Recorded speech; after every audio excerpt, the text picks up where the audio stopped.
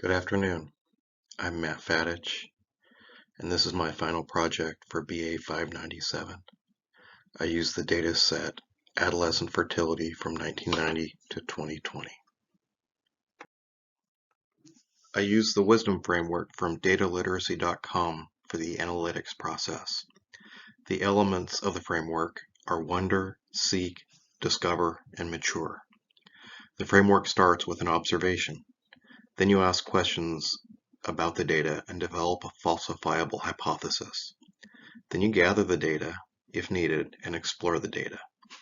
Through exploration, you may identify new questions and return to the wonder step. Once you've explored, you analyze the data for practical and statistical significance. Again, if you haven't answered the question, you can return to earlier steps.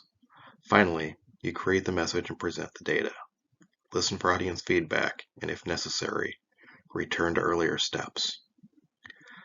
For my project, I looked at the 4 data sets offered for the project and selected the adolescent fertility rate data. I wondered how the fertility rate changed over time and which countries changed the most. I developed 3 hypotheses. Those hypotheses were: there is a relationship between fertility rate and income group. There's a relationship between fertility rate and region. Certain countries will fall outside of the boundaries of analysis.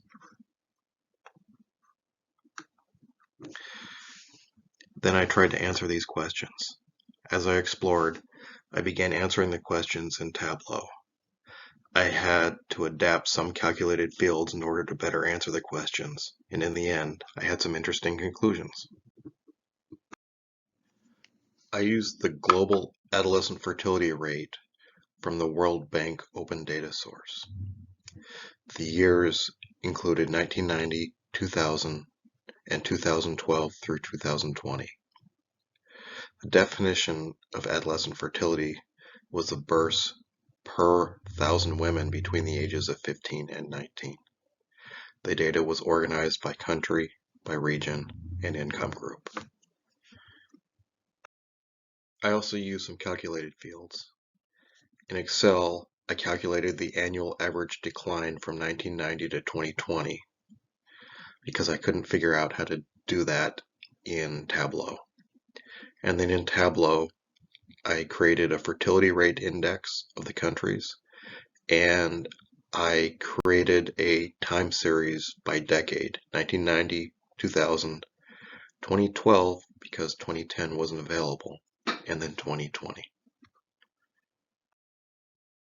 For my first exercise, I created a bar chart that showed countries with the largest and smallest annual declines. I created filters for income group and for region so I could look for trends. As this chart here shows, high income and upper middle income groups had the largest total change between 1990 and 2020, but there were notable exceptions. And with each filter, there were always exceptions. My second exercise was a line chart that shows total change by decade and income group. The data I used for this was the beginning fertility rate for each decade.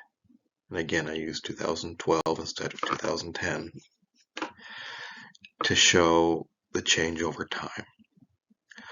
Although the high income groups had a greater annual average change, the total change was actually higher in the lower and lower middle income groups because they started at a much higher fertility rate. I created a map that shows annual average change in adolescent fertility rate. I used a filter so data can be viewed by income group and region. The fertility rate index calculates countries with the highest decline in fertility rate as a 1, and those with the lowest as a 0. The larger the country's dot, the higher they are on the index. The map also identifies a country's place in the income grouping by color. My final exercise was probably the most meaningful. I created 2 box plots, one organized by income group and another organized by region, and decided the income group box plot was the best way to present the data. What this graph shows is two things. The first, it shows the range and the degree of change by income group. It also shows the notable exceptions in each region. I compiled the 4 charts into this dashboard. I used size, position, and color as design elements to help viewers find important information. The high-income groups in each graph are divided into 4 colors. The low-income group, a group of high interest, are red and stand out against the more calming higher income colors.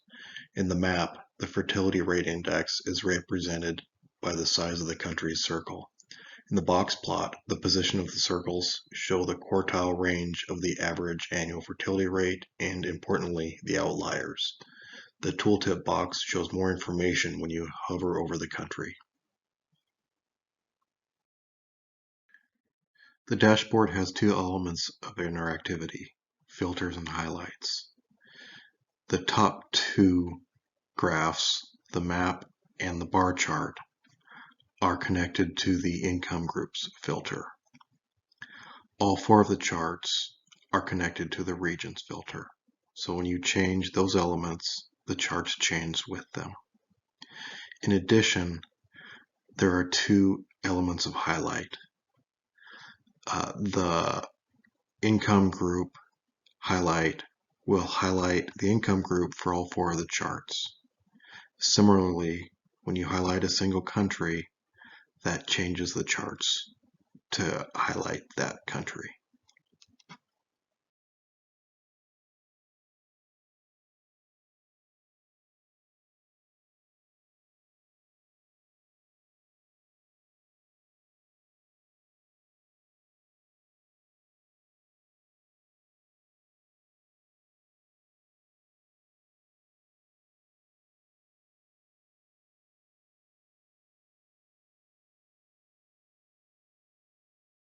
The dashboard helps answer each of the 3 original null hypotheses. The first, there is a relationship between fertility rates and income, is true. Lower and lower middle income countries have a much higher fertility rate. All income groups decline over time, but generally, higher income group countries had a higher annual average decline. The box plot also shows that high income groups also had a greater range of fertility rates. This was true across almost all regions.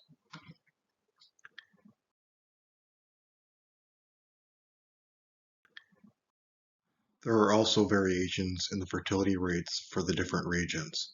These variations are either counter to the global trends or show regions where a trend is accentuated. 2 interesting differences are highlighted here. To the right, the Middle East and North Africa. The fertility rates for upper middle income countries have not significantly changed in the last 20 years. The bottom graph shows that the fertility rates for all income groups have declined dramatically in South Asia.